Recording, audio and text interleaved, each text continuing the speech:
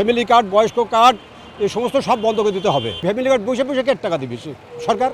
ভিক্ষা চাচ্ছে নাকি সরকারের কাছে কেউ? তো স্বনির্ভর বাংলাদেশের তো কার্ড দেওয়া না। ফ্যামিলি কার্ড, বয়স্ক কার্ড এই সমস্ত সব বন্ধ করে দিতে হবে। বন্ধ করে দেশের মানুষের আগে কারা কি কাজ চাচ্ছে তাদের কাজের জন্য ব্যবস্থা করতে হবে। এই জন্য টাকাকে অপচয় করে যদি এখন যাত্রা গান দেখি তো ইনকাম আসবে না। ফ্যামিলি কার্ড দিয়ে তো সে তো ব্যক্তিগত পাচ্ছে, ব্যক্তিগত না, সমষ্টিভাবে একটা মানুষের কাজ সৃষ্টি করতে হবে যাতে সে মানুষটা কাজ করে পয়সা পাবে। কি ফ্যামিলি কার্ড বসে বসে কে টাকা দিবে সরকার?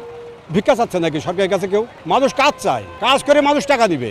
এইভাবে দেশকে উন্নয়ন করতে হবে। এই দেশকে এইভাবে তো উন্নয়ন হয় না। এ তো দেশের উন্নয়নের জন্য না, তো এগুলো তো মানুষের তো উন্নয়ন করার থেকে আরও তারা খেয়ে ফেলবে।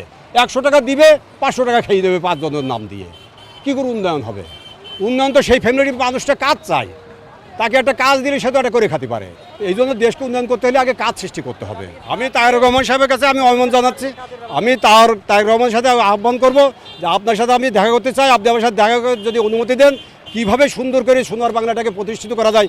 যেমন শহীদ প্রেসিডেন্ট জিয়াউর রহমান বলেছিলেন স্বনির্ভর বাংলাদেশ গড়বেন। আমি বলতে স্বনির্ভর বাংলাদেশ গড়বেন। প্রধানমন্ত্রীর কাছে আমি আহ্বান রাখবো। তার পিতা শহীদ প্রেসিডেন্ট জিয়াউর রহমান খাল খনন করেছিলেন, তিনি বলেছেন স্বনির্ভর বাংলাদেশ গড়বেন। তো স্বনির্ভর বাংলাদেশ গড়া তো কার্ড দেওয়া না। তার বাবার আদর্শকে বাস্তবায়ন করে গ্রাম শাখা গঠন করেছিলেন। এইভাবে গ্রামগঞ্জে শহরের সমস্ত জায়গায় একটাকে পর্যায়ক্রমে সব কিছু তৈরি করতে হবে। গ্রামে উন্নয়নের চাবিকাঠি। সেই গ্রামকে যদি শান্তিতে ফিরিয়ে আনা যায় তাহলে দেশ উন্নয়ন হয়ে যাবে। ফ্যামিলি কার্ড, কৃষক কার্ড এসব কিছু লাগে না। আগে মানুষ কী চাচ্ছে তাদেরকে সেটা দিতে হবে। তো এইভাবে আমি আহ্বান রাখবো বাংলাদেশের সরকারকে যাতে শান্তিতে মানুষ ঘুমাতে পারে, কাজ করতে পারে, সেইভাবে সুন্দর দেশ গড়েন।